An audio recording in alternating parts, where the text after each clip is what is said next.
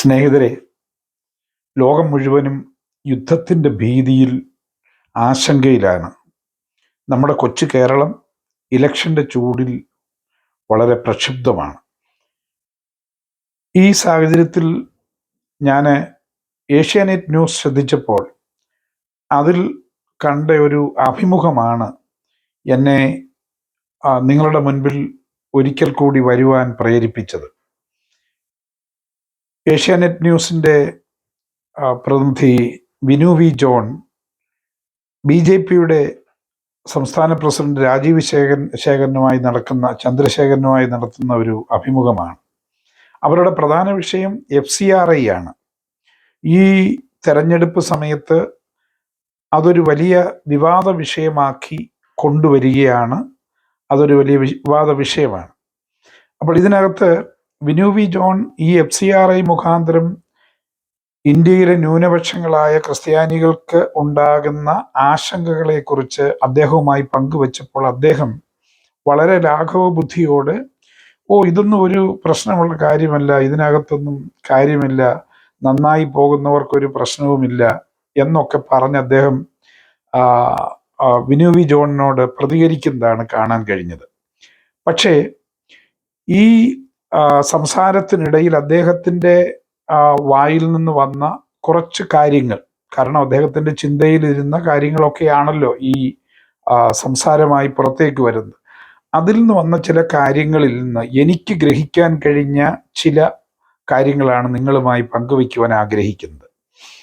അതായത് BJPയുടെ വലിയൊരു ജനപ്രീണന സമ്പ്രദായത്തിൻ്റെ ഒരു ഭാഗമായിട്ടാണ് ഈ സമയത്ത് ഈ വിഷയം ജനത്തിൻ്റെ മുൻപിലേക്ക് കൊണ്ടുവന്നിരിക്കുന്നത്.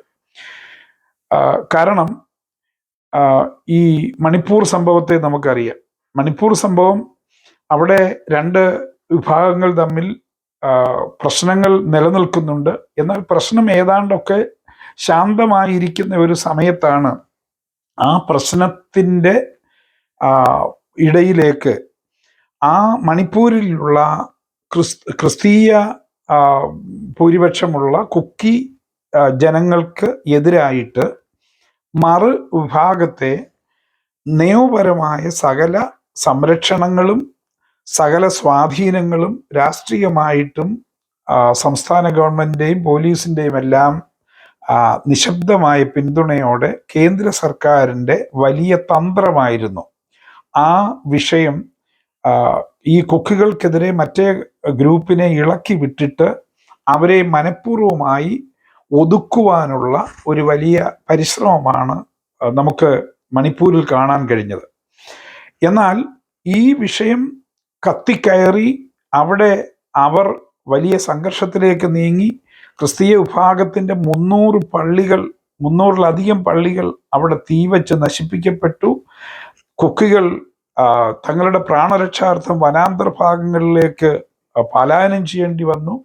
വല്ലാത്ത ഒരവസ്ഥ അവിടെ ആയിക്കഴിഞ്ഞ് ഏതാണ്ട് പ്രശ്നങ്ങളൊക്കെ ഒരല്പം ശാന്തമായിരുന്ന സമയത്ത് കേരളത്തെ ഉന്നം വെച്ചുകൊണ്ട് തന്നെ കേരളത്തിലെ BJPയുടെ പ്രസിഡന്റിനെ മലയാളികളെ ഇത് കൂടുതൽ ബാധിക്കുന്ന ഒരു കാര്യമായതുകൊണ്ട് മലയാളികൾക്കും ഈ പ്രശ്നങ്ങൾക്ക് നടുവിൽ മധ്യസ്ഥത വഹിക്കുവാൻ വേണ്ടി ഈ രാജീവ് ചന്ദ്രശേഖരനെ അവിടേക്ക് BJP നിയോഗിക്കുന്നു. ഇതൊക്കെ ഈ കേന്ദ്രത്തിൽ ഇരുന്നു കൊണ്ട് മെനയുന്ന രാഷ്ട്രീയ അല്ലെങ്കിൽ മതപരമായിരിക്കുന്ന തങ്ങളുടെ ഉദ്ദേശങ്ങൾ നേടിയെടുക്കാനുള്ള ചാണക്യ തന്ത്രങ്ങളുടെ ഭാഗമാണെന്ന് സാധാരണക്കാർ ഗ്രഹിക്കുന്നുണ്ടോ എന്നെനിക്കറിയില്ല. പക്ഷേ അതിനകത്ത് ഗൂഢമായിരിക്കുന്ന ചില ലക്ഷ്യങ്ങൾ ഇതാണ്: കേരളത്തെ ഉന്നം വയ്ക്കുക, കേരളത്തിൽ ഒരു മധ്യസ്ഥനെ ഉയർത്തിക്കൊണ്ടുവരിക, ജനശ്രദ്ധയിലേക്ക് കൊണ്ടുവരിക. അങ്ങനെ ഈ രാജീവ് ചന്ദ്രശേഖരൻ അവിടെ ചെന്ന് മധ്യസ്ഥത വഹിക്കുവാൻ ശ്രമിക്കുന്നു. നാം ശ്രദ്ധിക്കണം, ഈ കലാപങ്ങൾ, ഈ 300 പള്ളി തീ വയ്ക്കുന്നത് വരെയും നശിപ്പിക്കുന്നത് വരെയും, ഇത്ര വലിയ നാശം അവിടെ ഈ കുക്കി വിഭാഗങ്ങൾക്കുണ്ടാകുന്നത് വരെയും മിണ്ടാതിരുന്ന കേന്ദ്ര സർക്കാർ ഈ ഏതാണ്ട് പ്രശ്നം ശാന്തമായി എന്നവർക്ക് തോന്നിക്കഴിഞ്ഞപ്പോൾ അവർ അവിടേക്ക് മധ്യസ്ഥതയ്ക്ക് വേണ്ടി വരുന്നു. മധ്യസ്ഥതയ്ക്ക് വേണ്ടി വന്നിട്ട് ക്രിസ്ത്യാനികളെ പ്രീണിപ്പിക്കുവാൻ അവർ ഒരു ശ്രമം നടത്തുന്നു. പ്രശ്നമുണ്ടാക്കിയത് അവര്, ഈ പ്രീണന ശ്രമം നടത്തി മധ്യസ്ഥത വഹിക്കുന്നതും അവര്. ഇതൊരു വല്ലാത്ത പ്രതിഭാസമാണ്. ഇതാണ് കേരളത്തിലും ഈ തെരഞ്ഞെടുപ്പ് കാലത്ത് FCRI എന്ന പ്രശ്നം ഉയർത്തിക്കൊണ്ടുവരുന്ന ഒരു തന്ത്രം എന്ന് എത്ര പേർ ഗ്രഹിക്കുന്നു എന്നെനിക്കറിയില്ല. പക്ഷെ എനിക്ക് തോന്നിയ ചില ചിന്തകളാണ് നിങ്ങളുമായി പങ്കുവയ്ക്കുവാൻ ഞാൻ ആഗ്രഹിക്കുന്നത്. കാരണം നമ്മുടെ നാട്ടിലൊക്കെ ഒരു പറച്ചിലുണ്ട്, അവൻ്റെ വാക്ക് കേട്ട ചത്ത് കിടക്കുന്നവൻ പോലും എഴുന്നേറ്റ് തല്ലുവെന്ന്. കാരണം ഇത് കേട്ടപ്പോൾ എനിക്കും അങ്ങനെ തോന്നി. കാരണം ഇതിനോടൊന്ന് പ്രതികരിച്ച് എൻ്റെ ഉള്ളിലുള്ള ആ ചിന്തകള് ചിലരോടെങ്കിലും ഒന്ന് പങ്കുവയ്ക്കണമെന്നുള്ള ആഗ്രഹം എൻ്റെ ഹൃദയത്തിൽ തോന്നിയത് കൊണ്ടാണ് ഞാൻ നിങ്ങളുടെ മുൻപിലേക്ക് ഈ വിഷയം ചിലരോടെങ്കിലും ഞാനിത് പങ്കുവയ്ക്കുവാൻ ആഗ്രഹിക്കുന്നത്. കാരണം നാം ശ്രദ്ധിക്കണം, അദ്ദേഹം പറഞ്ഞത് FCRI വിഷയം ആർക്കും ഒരു ദ്രോഹവും ചെയ്യത്തില്ല. പക്ഷേ അതിനകത്ത് വളരെ പതുങ്ങിയിരിക്കുന്ന നിഗൂഢമായിരിക്കുന്ന സാധ്യതകൾ മനസ്സിലാക്കിയാണ് ക്രിസ്തീയ പുരോഹിതന്മാരും മേലധ്യക്ഷന്മാരും ഇതിനോട് പ്രതികരിച്ചു കൊണ്ടിരിക്കുന്നത്. പക്ഷേ ഇതൊന്നും സാരമില്ല. എന്നിട്ട് അദ്ദേഹം പറയുന്ന വാക്കുകൾ ശ്രദ്ധിക്കുക. ആർക്കെങ്കിലും ആശങ്കയുണ്ടെങ്കിൽ, പ്രശ്നങ്ങളുണ്ടെങ്കിൽ അവർ എൻ്റെ അടുക്കൽ വരട്ടെ, ഞാൻ അത് പരിഹരിക്കാം. അവരെന്നെ വിളിക്കട്ടെ, ഞാൻ അവരോട് പറയാം. മാത്രമല്ല അവരുടെ പ്രശ്നങ്ങൾക്ക് ഞാൻ പരിഹാരം ചെയ്തു കൊടുക്കാം. കേന്ദ്രവുമായി ഞാൻ സംസാരിക്കാം. അപ്പൊ നോക്കുക, പ്രശ്നമുണ്ടാക്കുന്ന ഈ കേരളത്തെ ഉന്നം വെച്ച് ഈ വിഷയം കൊണ്ടുവന്നത് BJPയുടെ ഗൂഢതന്ത്രമാണ്. അപ്പോൾ തന്നെ ക്രിസ്ത്യാനികളെ ഈ BJP സംസ്ഥാന പ്രസിഡന്റിന്റെ അടുക്കലേക്ക് കൊണ്ടുവന്ന് അദ്ദേഹവുമായിട്ട് ഒരു അനുരഞ്ജന ചർച്ചയും ഒരു കാര്യങ്ങൾ പങ്കിടിയിലും തലോടലുമൊക്കെ നടത്തി ക്രിസ്ത്യാനികളെ ഞങ്ങൾ സംരക്ഷിക്കുന്നു എന്നുള്ള ഒരു പേര് ഈ തരുണത്തിൽ വരുത്തി തീർക്കാൻ വേണ്ടിയുള്ള BJPയുടെ തന്ത്രപരമായ ഒരു ലക്ഷ്യമാണ് ഈ സമയത്ത് ഈ വിഷയം ഇങ്ങനെ കൊണ്ടുവന്നതും. അതിനകത്ത് ഈ പ്രസിഡന്റിന്റെ ഈ രാജീവ് ചന്ദ്രശേഖരന്റെ ഹൃദയത്തിലിരുന്ന കാര്യങ്ങളാണ്, ഇതിൽ നിഗൂഢമായിരുന്ന കാര്യങ്ങളാണ് തൻ്റെ വാക്കുകളിൽ കൂടി പുറത്തേക്ക് വരുന്നതും എന്ന് എത്ര പേർ മനസ്സിലാക്കുന്നു എന്ന് ഞാൻ അറിയുന്നില്ല. അപ്പോൾ പ്രശ്നങ്ങൾ ഉണ്ടാക്കിയിട്ട് അതിന് മധ്യസ്ഥം വഹിക്കുവാൻ അവർ തന്നെ മുമ്പോട്ട് വന്ന് ജനത്തിൻ്റെ പ്രീതി നേടിയെടുക്കുക എന്നുള്ള വഞ്ചനാപരമായിരിക്കുന്ന ഒരു സമീപനമാണ് നമുക്കിതിൽ കാണുവാൻ കഴിയുന്നത്. അപ്പൊ നമ്മൾ വാസ്തവത്തിൽ ഞാൻ ചിന്തിക്കുന്നത്, ഈ ചെന്നായ് കുഞ്ഞാടിന്റെ തോല് ധരിച്ച് നമ്മുടെ ജനത്തിന്റെ അടുക്കൽ ഇറങ്ങി വന്നിട്ട് ഈ ആടുകളുടെ അടുക്കൽ വന്നിട്ട് അവരെ ഓരോന്ന് പറഞ്ഞ് തമ്മിലടിപ്പിച്ചിട്ട് മുതലെടുക്കുക. ഇതാണ് ഈ ചെന്നായ ചെയ്യുന്ന ചെന്നായുടെ സ്വഭാവം എന്ന് പറയുന്നത്. വാസ്തവത്തിൽ അങ്ങനെ ഈ തോല് ധരിച്ച ഒരു കുതന്ത്രമാണ് ജനത്തിന്റെ മുൻപിലേക്ക് വയ്ക്കുന്നത്. ഇതിന്റെ പിന്നാലെ കുറച്ച് മലയാളികൾ കേന്ദ്രമന്ത്രിയോ അല്ലെങ്കിൽ MLAയോ ഒക്കെ കൊടി പിടിച്ചതിന്റെ പിന്നാലെ നടക്കുന്നുണ്ട്. അവര് ഇതെത്രത്തോളം മനസ്സിലാക്കുന്നു എന്നുള്ള കാര്യം എനിക്കറിയില്ല. എന്നാൽ സാധാരണ ജനം, ക്രിസ്ത്യാനികൾ ഇത് മനസ്സിലാക്കണം. എക്കാലത്തും ഇതുപോലെയുള്ള കുതന്ത്രങ്ങളിൽ വഞ്ചിക്കപ്പെടുന്ന ഒരു പ്രവണത ലോകം മുഴുവനും ക്രിസ്ത്യാനികൾക്കുണ്ട്. ലോകത്തിൽ ക്രിസ്തീയ ഭൂരിപക്ഷമുള്ള രാജ്യങ്ങളൊക്കെ ഇതല്ല മറ്റൊന്നിൽ വഞ്ചിക്കപ്പെട്ടുകൊണ്ടിരിക്കുന്നത് കണ്ടുകൊണ്ടിരിക്കുകയാണ്. ഇത് ക്രിസ്ത്യാനികൾ തിരിച്ചറിയണം. ഈ തരുണത്തിൽ നാം ഓർക്കേണ്ടതൊരു കാര്യമുണ്ട്. യേശുക്രിസ്തു മുന്നമേ തന്നെ ക്രിസ്ത്യാനികളോട് വിശുദ്ധ ബൈബിളിൽ പറഞ്ഞിരിക്കുന്ന ഒരു വാക്യമുണ്ട്, നിങ്ങൾ ചെന്നായ്ക്കളുടെ നടുവിൽ കുഞ്ഞാടുകളെ പോലെ നിങ്ങളെ അയക്കുന്നു. നിങ്ങൾ പോകുമ്പോൾ നിങ്ങൾ പ്രാവിനെ പോലെ നിഷ്കളങ്കരും അപ്പോൾ തന്നെ പാമ്പിനെ പോലെ ബുദ്ധിയുള്ളവരുമായിരിക്കണം. കാര്യങ്ങൾ ദൂരത്ത് നിന്ന് മണത്തറിയാനുള്ള ഒരു കൂർമ്മ ബുദ്ധി ക്രിസ്ത്യാനികൾക്കുണ്ടായിരിക്കണം എന്നുള്ള നമ്മുടെ യജമാനനായ കർത്താവായ യേശു ക്രിസ്തുവിൻ്റെ മുന്നറിയിപ്പ് ക്രിസ്ത്യാനികൾ ഓർത്തിരിക്കുന്നത് നല്ലതാണ് എന്ന് ഈ തരുണത്തിൽ ഞാൻ ഓർപ്പിക്കുകയാണ്. അപ്പൊ ഈ കാര്യങ്ങൾ നാം ശ്രദ്ധിക്കേണ്ടതാണ്.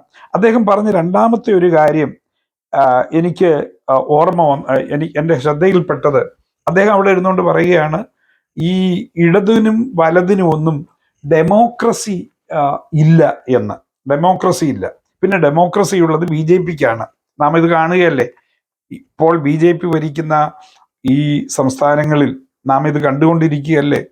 അവിടെ ഡെമോക്രസി കാണണമെങ്കിൽ ഇവിടെ ഈ ബി ജെ പിക്ക് ഇന്ന് ഓശാന പാടി അവരോട് ഓച്ചാനിച്ച് നിൽക്കുന്ന ക്രിസ്ത്യാനികളും ഇവിടെയുള്ള അവർണ ഹിന്ദുക്കളും, എന്നുവെച്ചാൽ ഈ ഹൈന്ദവ ബ്രാഹ്മണ്യ മേധാവിത്വത്തിന്റെ താഴെയുള്ള എല്ലാ അവർണ ഹിന്ദുക്കള സഹോദരങ്ങളും കഴിയുമെങ്കിൽ ബീഹാർ, ഒറീസ തുടങ്ങിയ സംസ്ഥാനങ്ങളിൽ കടന്നുപോയി അവിടെയുള്ള ഗ്രാമങ്ങളിൽ നടക്കുന്ന സവർണ മേധാവിത്വത്തിന്റെ പീഡനങ്ങൾ, അവർണരായി അവരുടെ കൃഷിയിടങ്ങളിൽ പണിയെടുത്ത് ജീവിക്കുന്ന സവർണരായ സാധു ജനങ്ങൾ അനുഭവിക്കുന്ന പീഡനങ്ങളും അടിച്ചമർത്തലുകളും എന്താണെന്ന് പോയി മനസ്സിലാക്കുന്നത് വളരെ നന്നായിരിക്കും. ഇനി ഒരു കാര്യം, എന്താണ് ഈ ഡെമോക്രസി എന്ന് പറഞ്ഞാൽ? ഈ പൗരസ്വാതന്ത്ര്യം എന്ന് പറഞ്ഞാൽ, അല്ലെങ്കിൽ ഒരു മനുഷ്യന്റെ വ്യക്തി സ്വാതന്ത്ര്യം എന്ന് പറഞ്ഞാൽ എന്താണ് വിവക്ഷിക്കുന്നത്? അതിന് പുതിയ പുതിയ വിശദീകരണങ്ങളും വ്യാഖ്യാനങ്ങളും ഇനി കണ്ടുപിടിക്കേണ്ടിയിരിക്കുകയാണ്. കാരണം ഒരു വ്യക്തിക്ക് തനിക്കിഷ്ടമുള്ള വസ്ത്രമോ അല്ലെങ്കിൽ തനിക്കിഷ്ടമുള്ള ആഹാരമോ തനിക്കിഷ്ടമുള്ള വിശ്വാസമോ സ്വീകരിക്കുവാൻ ഒരു വ്യക്തിക്ക് അവൻ്റെ ജീവിതത്തിൽ അവകാശമില്ലെങ്കിൽ പിന്നെ എന്താണ് ഡെമോക്രസി? ഇന്ന് അഫ്ഗാനിസ്ഥാനിലും മറ്റ് തീവ്രമായി മുസ്ലിം തീവ്രവാദികൾ ഭരിക്കുന്ന രാജ്യങ്ങളിലും നടന്നുകൊണ്ടിരിക്കുന്നത് എന്താണ്? ഒരു വിഭാഗം പറയുന്ന കാര്യങ്ങൾ മറ്റുള്ള മനുഷ്യർ, ഒരു മനുഷ്യന്റെ കാലയളവ് എന്ന് പറഞ്ഞാൽ കുറച്ച് വർഷമാണ്.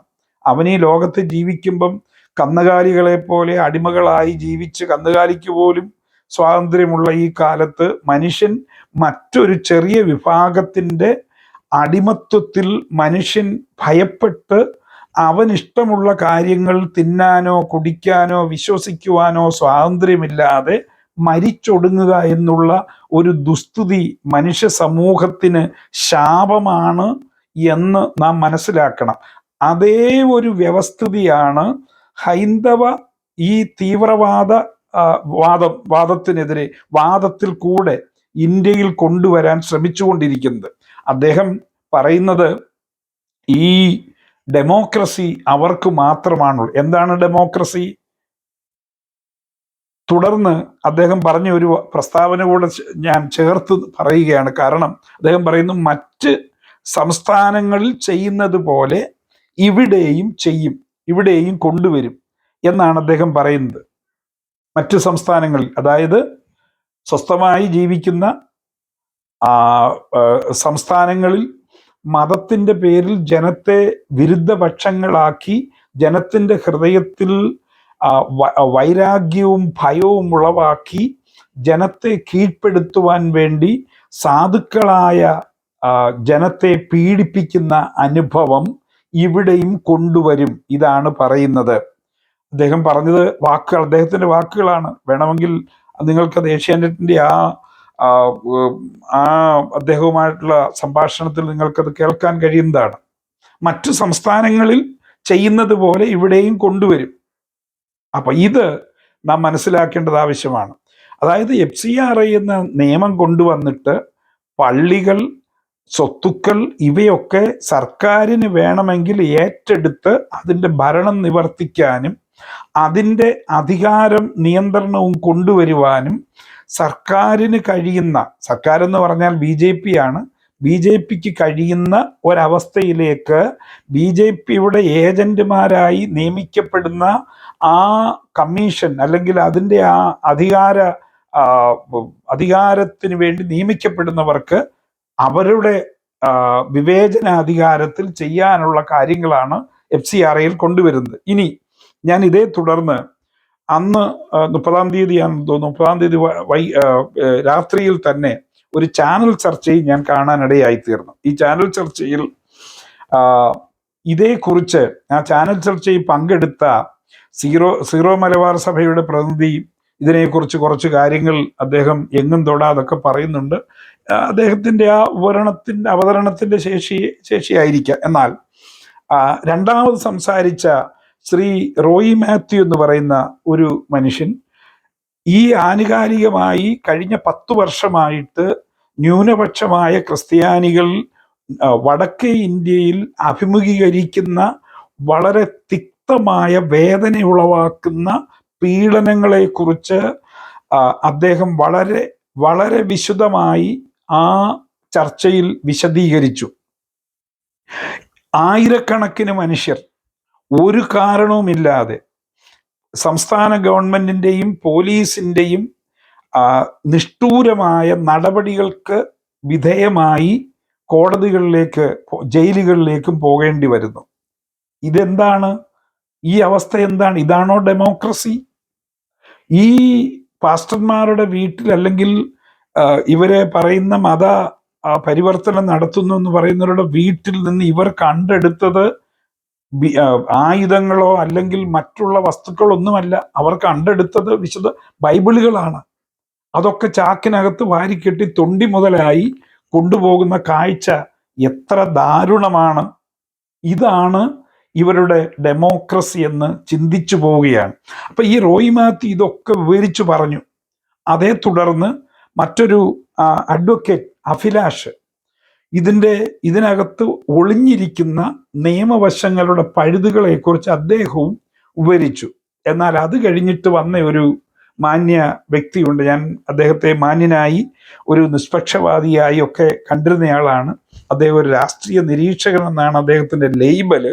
പക്ഷേ ആ രാഷ്ട്രീയ നിരീക്ഷകൻ എന്നുള്ള അദ്ദേഹത്തിൻ്റെ ലേബല് മാറ്റി ഒരു മതനിരീക്ഷകൻ എന്നുള്ള ഒരു പേര് അദ്ദേഹത്തിന് കൊടുക്കേണ്ടി വരും എന്നാണ് എനിക്ക് തോന്നുന്നത്. കാരണം അദ്ദേഹം ഈ ആദ്യം സീറോ മലബാറിന്റെ പ്രതിനിധി പറഞ്ഞ ഒരു വാക്കുണ്ട്. അദ്ദേഹം പറഞ്ഞത് ഈ കമ്മീഷൻ, കേന്ദ്ര ഗവൺമെന്റ് നിയമിക്കുന്ന ഈ കമ്മീഷൻ അല്ലെങ്കിൽ ഈ FCRI ഭേദഗതി ചെയ്തിട്ടുള്ള ഈ നിയമത്തിന്റെ മുൻപിൽ ഒരു പ്രസ്ഥാനം അവരുടെ FCRI പുതുക്കൽ നിശ്ചിത കാലയളവിനുള്ളിൽ ചെയ്തില്ലെങ്കിൽ അത് നഷ്ടമായി പോകാം.